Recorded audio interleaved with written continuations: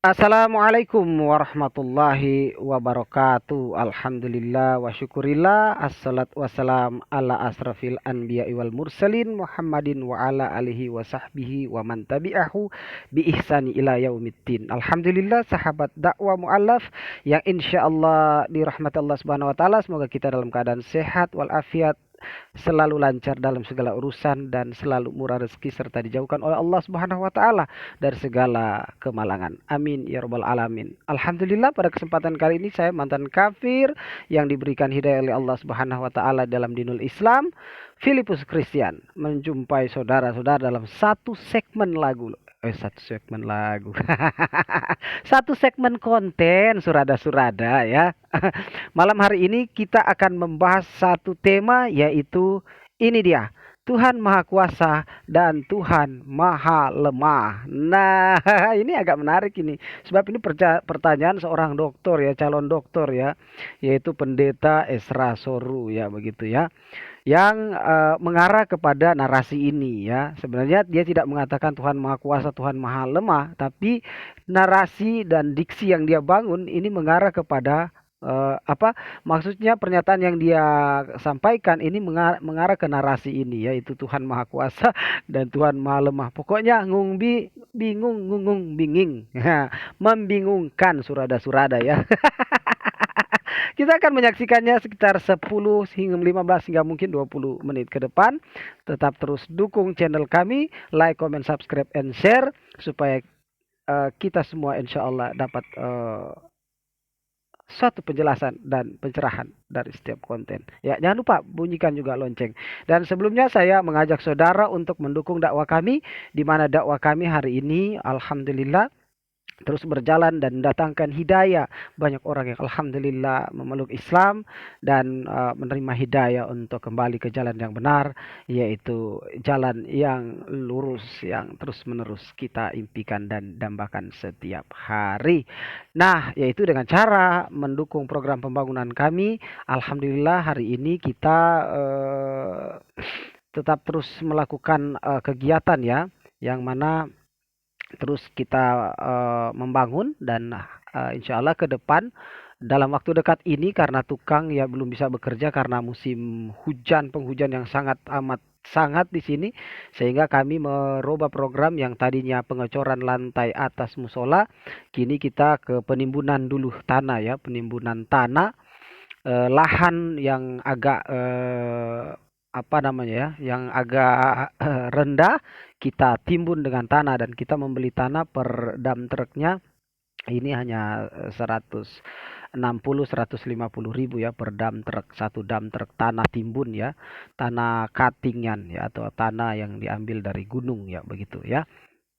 Sehingga nanti kalau hujan sudah mulai aman, sudah enggak lagi apa namanya, deras atau intensitas hujan itu rendah, atau sudah agak mataharinya udah mulai timbul, kita akan melaju kepada pengecoran lantai atas musola, karena alhamdulillah sekarang sudah lengkap bahannya, kita tinggal menunggu cuacanya bagus, kita lanjut kepada pembangunan musola atau melanjutkan daripada pengecoran lantai musola. Dan ini dia Viti yang mungkin bisa menjadi pertimbangan Anda mendukung program kami. Ini dia, check it out. Siapa kata Nabi SAW, man bana lillahi masjidan, barang siapa yang membangun untuk Allah sebuah masjid lillahi ta'ala, dia bangunnya lillahi ta'ala, banallahu lahu baitan fil jannah, Allah akan bangunkan buat dia rumah di surga. Ketika kita membangun sebuah masjid, walaupun hanya sekedar kita sumbang satu sak semen atau satu keramik, 1 meter keramik, kita hanya itu yang kita sumbangkan, insya Allah bila engkau ikhlas lillahi ta'ala, Allah sudah bangunkan buat engkau rumah di sisinya. Walaupun bangunan masjid dia itu sebesar ya sarang burung darah tasik, sudah selesai.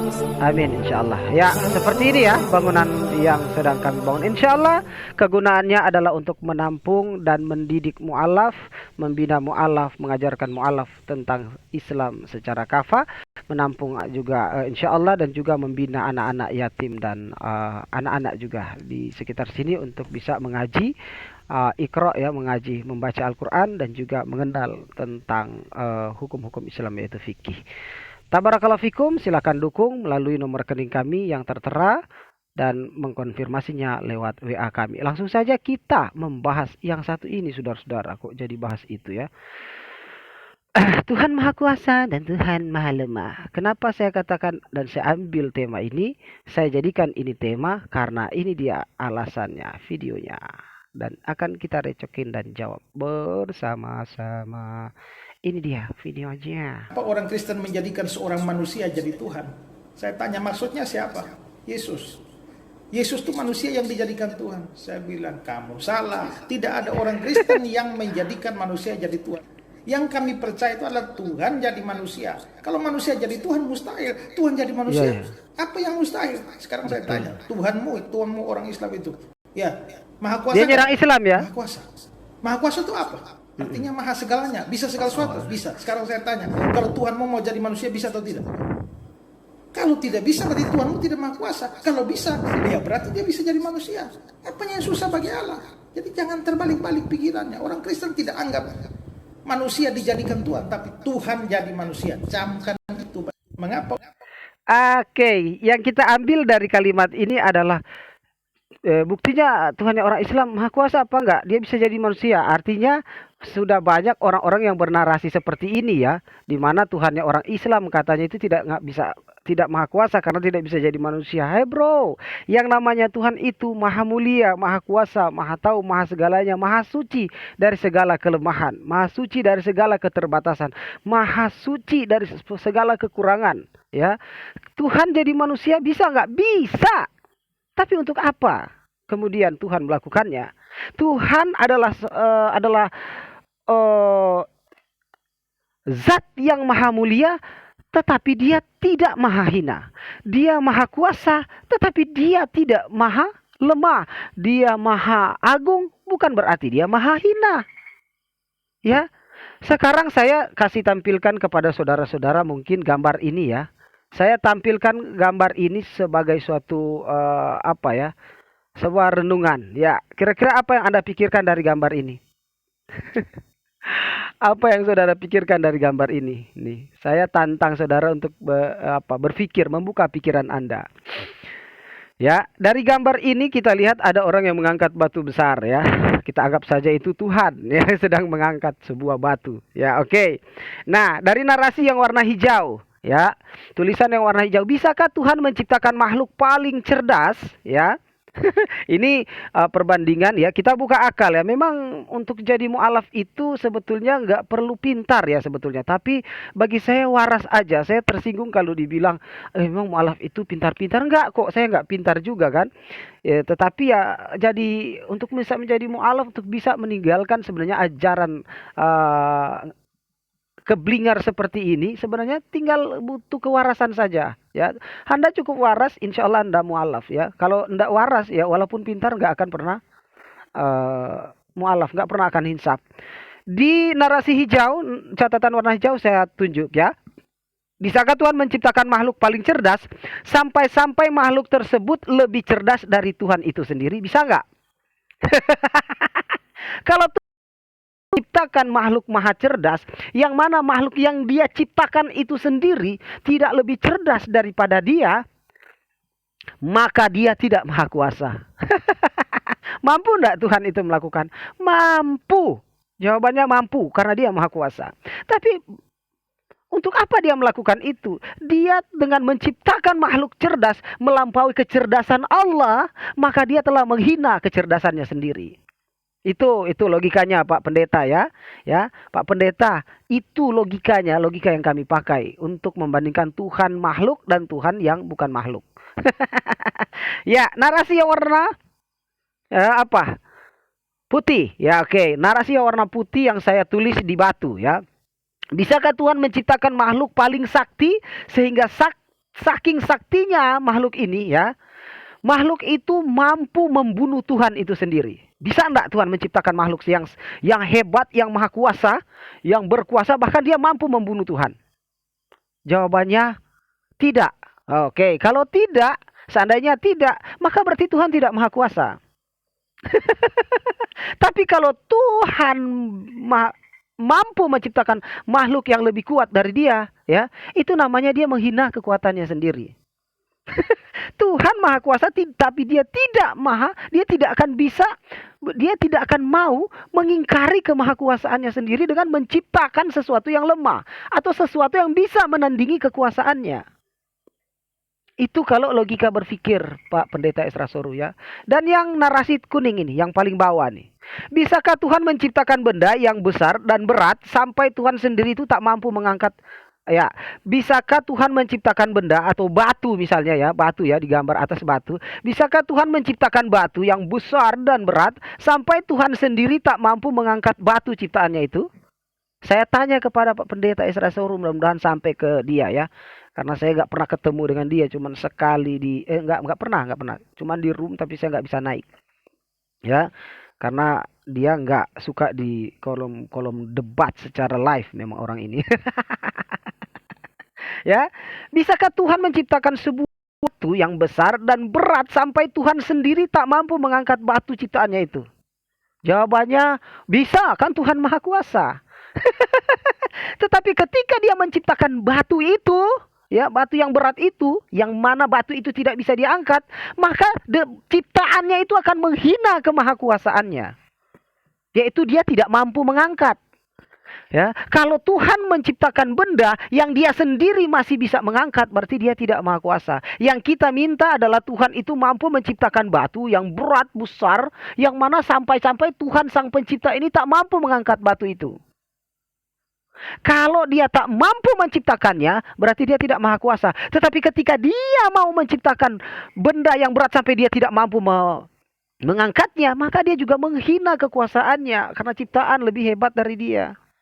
Ketika dia berubah menjadi manusia, bisa nggak? Bisa, Pak Pendeta, ya, bisa. Ketika Tuhan menjadi manusia, bisa nggak? Bisa. Allah Subhanahu Wa Taala bisa nggak menjadi manusia? Bisa. Manusia, Pak Pendeta, maka dia telah menghina kemuliaannya. Dia menghina kekekalan, karena manusia pasti lemah. Lemah itu apa? Dia berhajat kepada makanan ketika dia lapar. Dia berhajat kepada minuman atau air ketika dia haus. Dia berhajat kepada tidur ketika dia ngantuk. Dia berhajat kepada obat ketika dia sakit. Dia berhajat kepada tempat berteduh ketika dia hujan. Dia berhajat kepada maut ketika dia mati. Dan Tuhanmu mati dalam 3 hari. Dia pernah dikalahkan oleh ciptaannya sendiri, yaitu kematian. Ya, karena kematian katanya kuasa iblis. Berarti iblis pernah membunuh Tuhanmu, Pak Pendeta. Berarti Tuhanmu tidak maha kuasa, karena kematian bisa membunuh dia. Bisa mengakhirinya. Tuhanmu tidak maha kuasa karena dia alfa dan omega. Kenapa saya bilang alfa itu awal, omega itu akhir. Alfa, beta, gamma, delta, epsilon, zeta, eta, theta, iota, kappa, lambda, mu, nu, psi, omikron, pi, rho, sigma, tau, pi, cip, psi, omega. Tuh kan saya masih hafal huruf Yunaninya.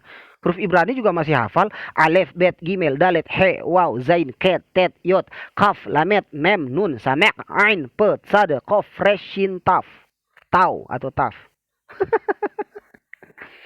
Jadi ketika Tuhan mau berubah menjadi manusia, bisakah dia? Bisa. Tetapi ketika dia berubah menjadi manusia, dia telah menghina kemahakuasaannya. Dia telah menghina kekekalannya. Dia telah menghina kekuatannya. Dia telah menghina kekudusannya. Dia menghina, karena kalau dia berak, dia berhajat pada air untuk cebok.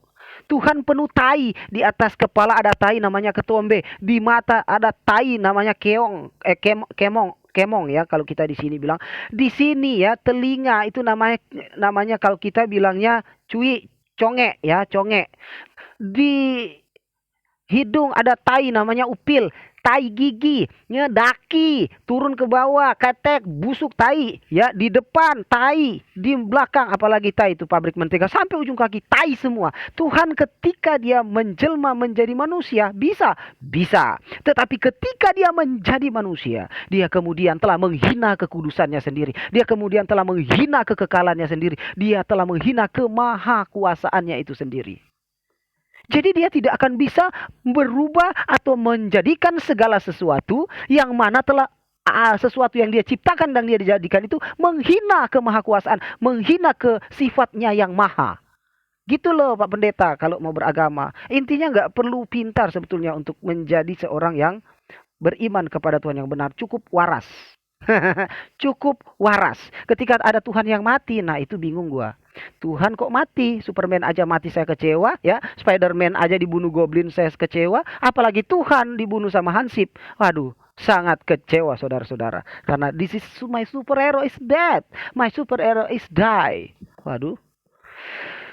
Sampai di sini mungkin karena sudah 16 menit, mudah-mudahan kita semua tercerahkan dan mudah-mudahan kita semua masih dalam keadaan sehat walafiat tentunya ya, dan otak kita masih waras untuk terus menyembah Tuhan yang tidak bisa dibatasi dengan sifat makhluk. Tuhan yang maha mulia yang mana dengan kehinaan yakni kematian.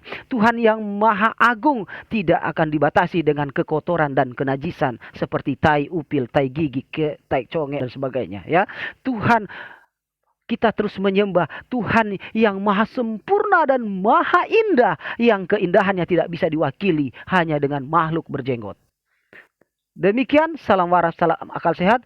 Karena kau telah menyerang Islam, aku pun punya hak jawab untuk membantu agamaku, untuk menolong agamaku. Demikian Pak Pendeta, salam akal sehat. Tuhan kami tidak bisa berubah menjadi manusia. Kenapa? Karena Tuhan kami bisa menjadi manusia, tetapi dia tidak akan melakukannya, karena ketika dia melakukannya, maka dia telah menghina kekudusan, kemuliaan, dan keesaan, serta kekuasaannya sendiri.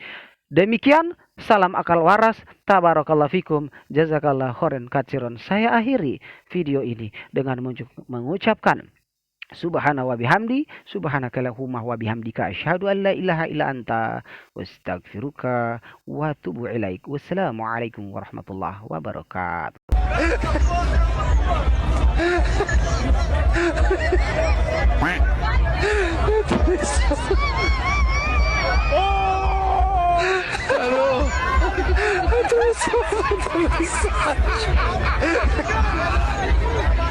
Olha, garoto! Yeah!